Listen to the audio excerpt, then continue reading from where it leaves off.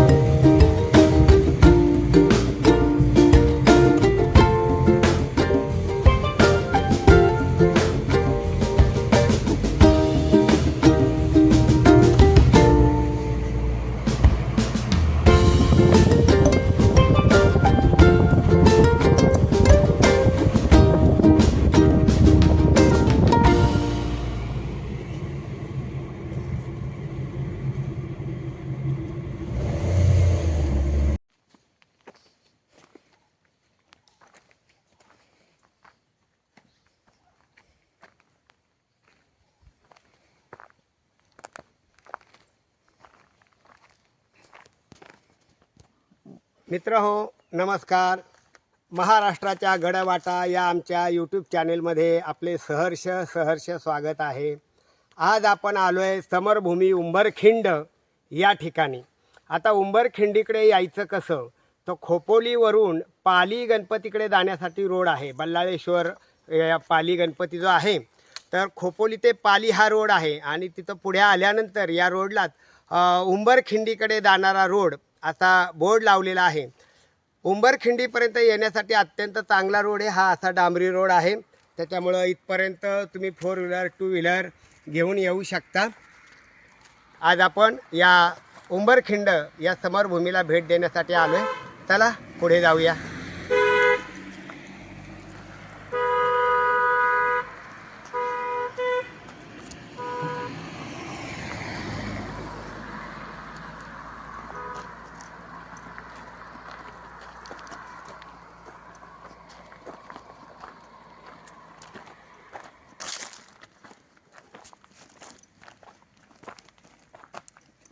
या ठिकाणी समरभूमी उंबरखिंड या ठिकाणी जी लढाई झाली, शिवाजी महाराज, छत्रपती शिवाजी महाराज आणि कारतलब खान यांच्यामध्ये जी लढाई झाली याचं एक थोडंसं वर्णन या ठिकाणी केलेलं आहे.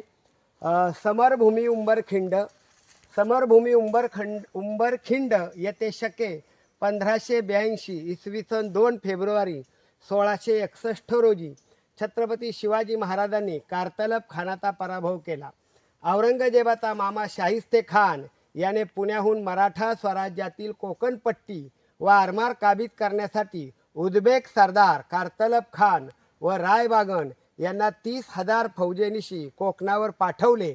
या प्रचंड फौजेस लोणावळ्यानजीकच्या आंबेनळीच्या घाटाच्या एका बाजूने स्वतः छत्रपती शिवाजी महाराज व दुसऱ्या बाजूने नेताजी पालकर यांनी मुठभर मावळ्यांसह धुळीस मिळवले. तो दिवस होता 2 फेब्रुवारी 1661.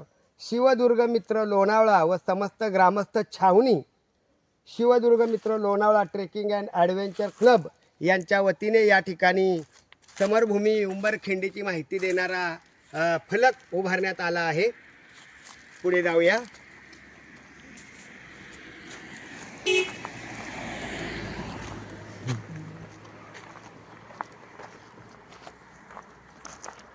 या ठिकाणी उंबरखिंडीकडे जाणारा मार्ग दाखवण्यात आलेला आहे. तर आपण जाऊया.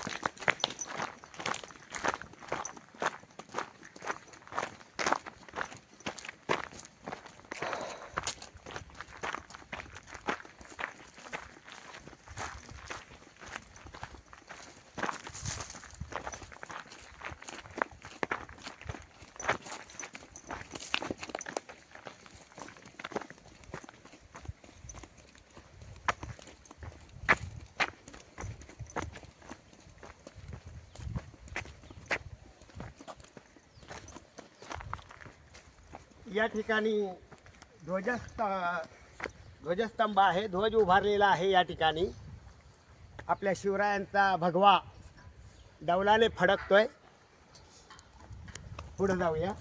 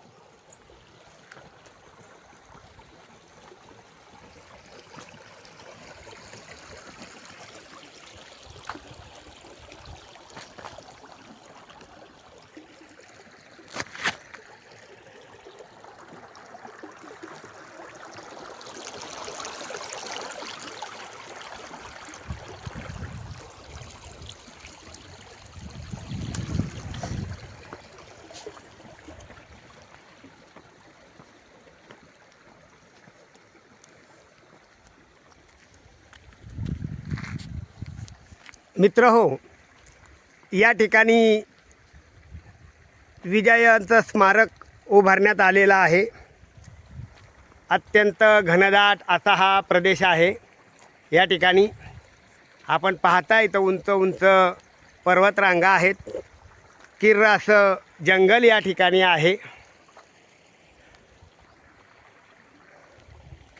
नेहमीप्रमाणे माझा मुलगा विनायक हा माझ्या सोबतीला आहे. आम्ही दोघेजण बरेच गडकोट किल्ले फिरत. मित्र हो, या ठिकाणी या उंबरखिंडीमध्ये ही उंबरखिंड आहे आणि या उंबरखिंडीमध्ये या ठिकाणी विजयाचं स्मारक उभारलेलं आहे. अतिशय सुंदर आणि देखणं असं हे स्मारक आहे. या ठिकाणी छत्रपती शिवाजी महाराजांचे आज्ञापत्र आहे. आज्ञापत्र असं आहे, आपले राज्यात अरण्यात सागवानादी वृक्ष आहेत, त्यांचे जे अनुकूल पडेल ते हुजूरचे परवानगीने तोडून न्यावे. या विरहित जे लागेल ते परमुलखाहून खरेदी करून आणावीत जावे. स्वराज्यातील आंबे फणस आदी करून हेही लाकडे आरमाराच्या प्रयोजनाची, परंतु त्यास हात लावू देऊ नये. काय म्हणून की ही झाडे 2 वर्षांनी होतात असे नाही. रयतांनी ही झाडे लावून लेकरासारखी बहुत काळ जतन करून वाढविली. ती झाडे तोडिल्यावर त्यांचे दुःखास पारावार काय. एकाच दुःख देऊन जे कार्य करीन म्हणेल ते कार्य करणारास हित स्वल्प काळाचे बुडवून नाहीसेच होते. किंबहुना धनियाचे पदरी प्रजा पिडण्याचा दोष पडतो. या वृक्षांच्या अभावे हानीही होते. याकरिता हे गोष्टी सर्व थैव होऊन द्यावी.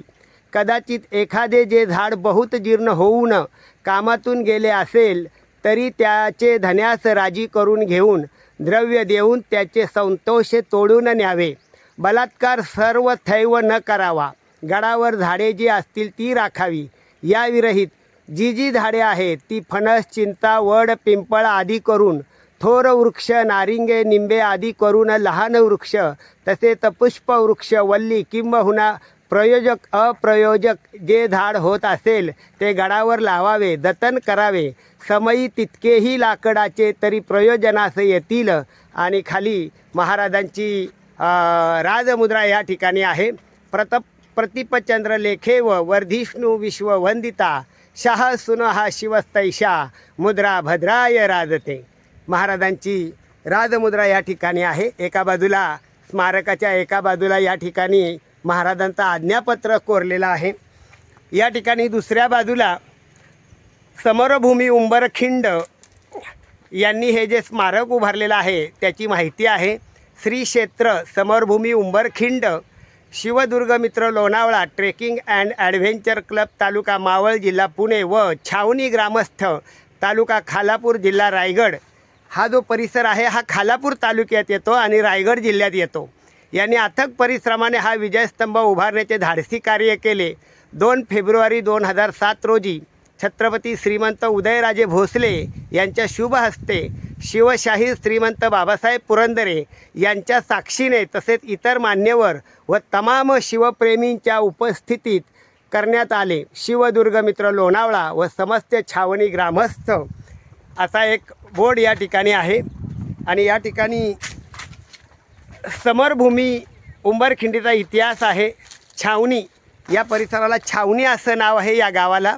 तालुका खालापूर, जिल्हा रायगड.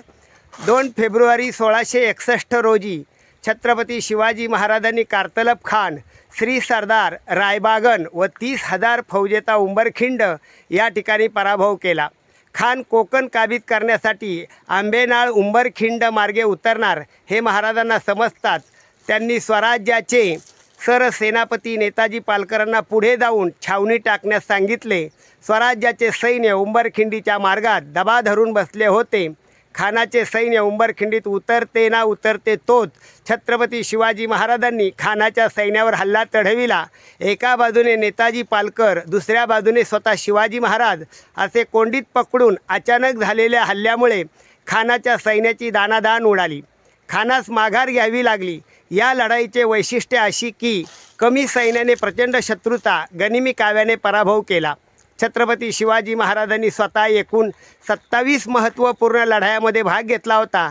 त्यापैकी ही एक लढाई. आणि खाली या ठिकाणी महाराजांची राजमुद्रा आहे. वरती डौलाने फडकणारा भगवा आहे. या बाजूला जर पाहिलं तर या लढाईच्या वेळेस छत्रपती शिवाजी महाराजांचा जो पोशाख होता त्याची मूर्ती या ठिकाणी दिलेली आहे. या ठिकाणी जर तुम्ही पाहिलं तर महाराजांच्या डोक्यावर शिरस्त्राण आहे, धनुष्यबाण आहे, अंगामध्ये चिलखत आहे, महाराज घोड्यावर बसलेले आहेत आणि अतिशय सुंदर असं देखणं शिल्प या ठिकाणी निर्माण केलेलं आहे. खाली जर पाहिलं तुम्ही तर एक हत्ती दाखवला आहे आणि त्या हत्तीला एक सिंह फाडून खातोय असं एक प्रतिकात्मक शिल्प या ठिकाणी आहे. वरच्या बाजूला महाराजांची राजमुद्रा आहे. त्याच्यावर जर आपण पाहिलं तर ढाल आहे, तलवार आहे, धनुष्यबाण आहे आणि भाला आहे आणि भगवा आहे. असं हे सुंदर या ठिकाणी अत्यंत नयनरम्य असं उंबरखिंड हे ठिकाण आहे. या ठिकाणी कुणीही नाही आहे, फार कमी लोक आहेत. तर आपण सर्वांनी या ठिकाणी येऊन किमान एकदा तरी ही आपली तीर्थक्षेत्र आहेत, या तीर्थक्षेत्राला आपण भेट द्यावी ही तुम्हा सर्वांना विनंती.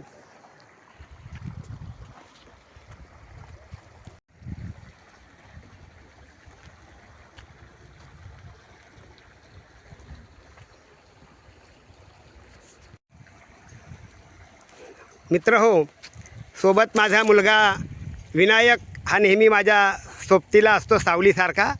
आम्ही दोघेजण अनेक गडकोट किल्ले फिरत असतो आणि त्याची माहिती आपल्यासाठी आपण सादर करत असतो.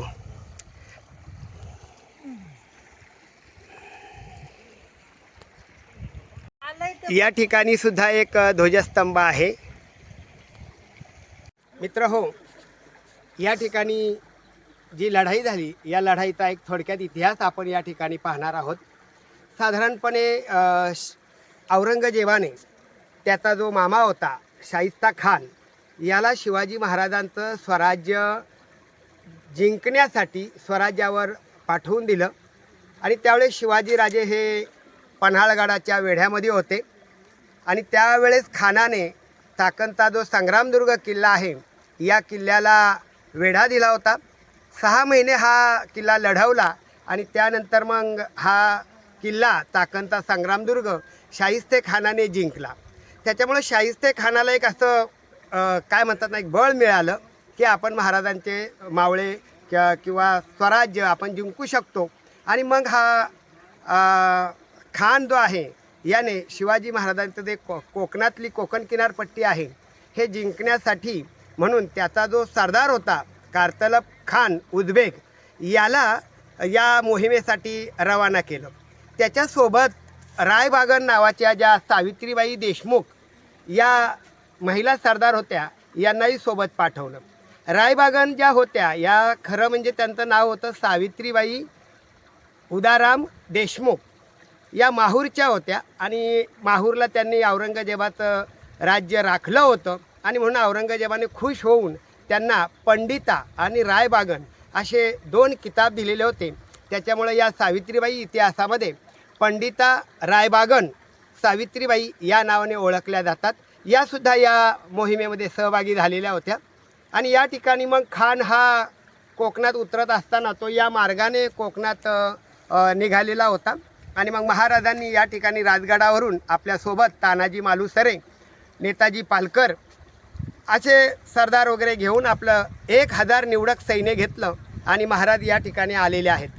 त्यावेळेस साधारणपणे खानासोबत 30,000ची फौज होती आणि या फौजेला या ठिकाणी महाराजांनी ही जर आपण परिसर बघितला तर किर्र अरण्याचा आहे. आणि ही जी मोहीम होती ही मोहीम 2 फेब्रुवारी या दिवशी या ठिकाणी आलेली आहे. आणि 2 फेब्रुवारी महिना जर तुम्ही पाहिलात तर या ठिकाणी उन्हाळ्याचे दिवस होते. आज थोडंफार आत्ता आम्ही आज डिसेंबर महिना आहे 21 डिसेंबर, आज रविवार आम्ही या ठिकाणी आलो आहे आणि या डिसेंबर महिन्यामध्ये इथं थोडं पाणी या नदीला दिसतंय. परंतु फेब्रुवारी महिन्यामध्ये मात्र या ठिकाणी या सैनिकांना मुघल फौजेला पिण्यासाठी पाणीसुद्धा नव्हतं आणि बराच लांबपर्यंत हे कारतलब खानाचं सैन्य हे या ठिकाणी आलेलं होतं. वस्तुतः तसं पाहिलं तर कारतलब खान हा आपल्या फौजेसह पुण्यावरून निघाला. तो तळेगाव दाभाडे, मळवली आणि लोहगड आणि विसापूर या किल्ल्याजवळून हा या भागातून उंबरखिंडीच्या या भागातून याला कुरवंडे घाट असंही म्हणतात, या भागातून तो पुढे कोकणामध्ये उतरणार होता. आता तुम्ही म्हणाल की मग ज्यावेळेस हा कारतलब खान ज्यावेळेस लोहगड आणि विसापूरच्या शेजारून चाललेला होता मग त्यावेळेस या गडावरच्या मावळ्यांनी त्याला अडवलं का नाही? तर याचं कारण असं आहे की आपल्या मराठीमध्ये एक सुंदर असं एक वाक्य आहे की योग्य वेळी योग्य स्थळी शत्रू टप्प्यात घेऊन त्याचा करेक्ट कार्यक्रम करायचा. आणि अशा पद्धतीने मग त्या गडावरच्या मावळ्यांना माहिती होतं की हा कारतलब खान याला बरोबर टप्प्यात घेतलं जाणार आहे पुढे आणि म्हणून मग त्याला कसलाही प्रतिकार न करता या फौजेला इथं जाऊन देण्यात आलं. शिवाजी महाराजांनी राजगडावरून आपल्या फौजेसह या ठिकाणी आलेले आहेत. त्यावेळेस ते शिवाजी महाराजांचं जे देखणं रूप होतं हे अत्यंत मनमोहक असं होतं. शिवाजी महाराज हे घोड्यावर बसलेले होते, अंगामध्ये शिरस्त्राण होतं, डोक्यावरती शिरस्त्राण होतं आणि हातामध्ये धनुष्यबाण आणि कमरेला तलवार अशी होती आणि असंच चित्र हे या ठिकाणी दिलेलं आहे.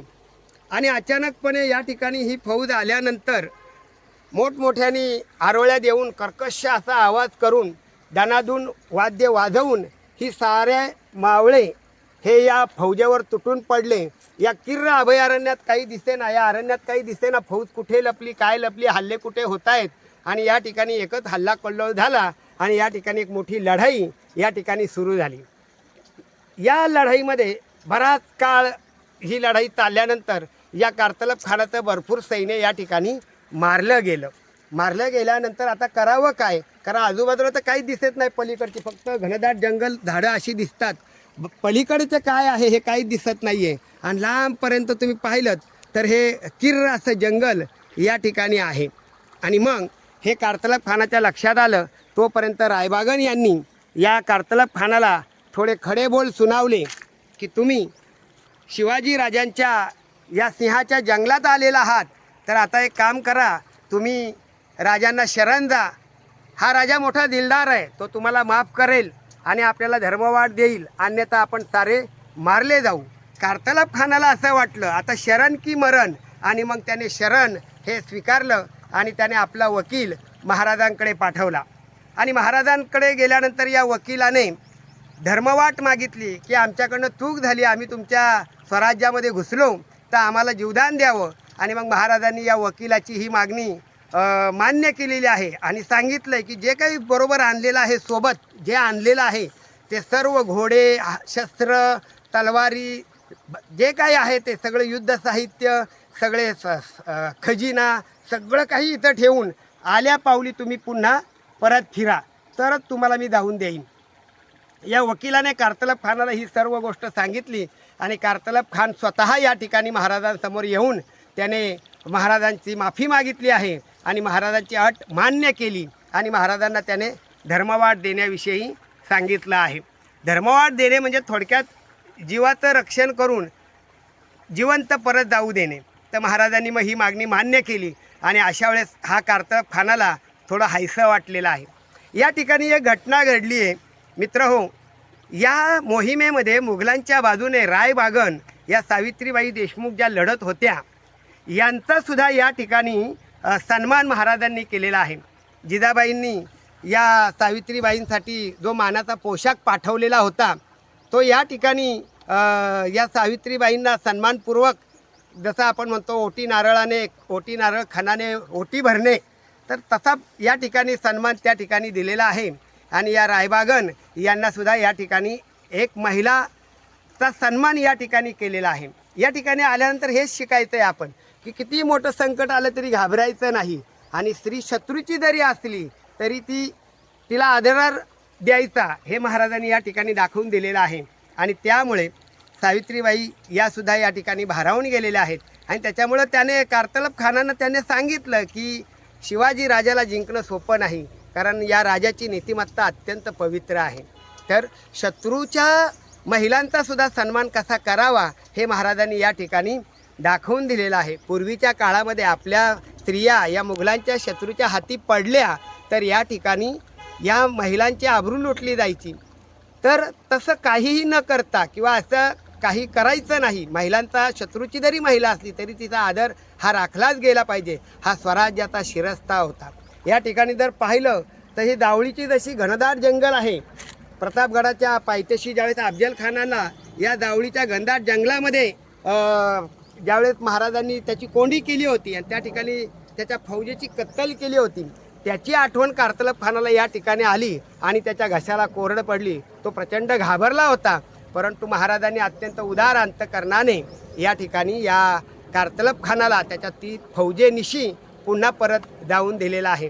त्याच्यानंतर महाराजांनी मग या ठिकाणी नेताजी पालकरांना काही फौज देऊन इथं थांबवलं कारण हे मुघल पुन्हा इथं हल्ला करतील असं त्यांना वाटलं आणि म्हणून मग हे जे अरण्य आहे याला तुंगारण्य असंही म्हटलं जातं. या अरण्यामध्ये महाराजांनी नेताजी पालकरांना या ठिकाणी थांबवलं आणि महाराज इथून मग कोकणात दाभोळवर महाराजांनी स्वारी केलेली आहे. असा हा रोमहर्षक इतिहास आहे.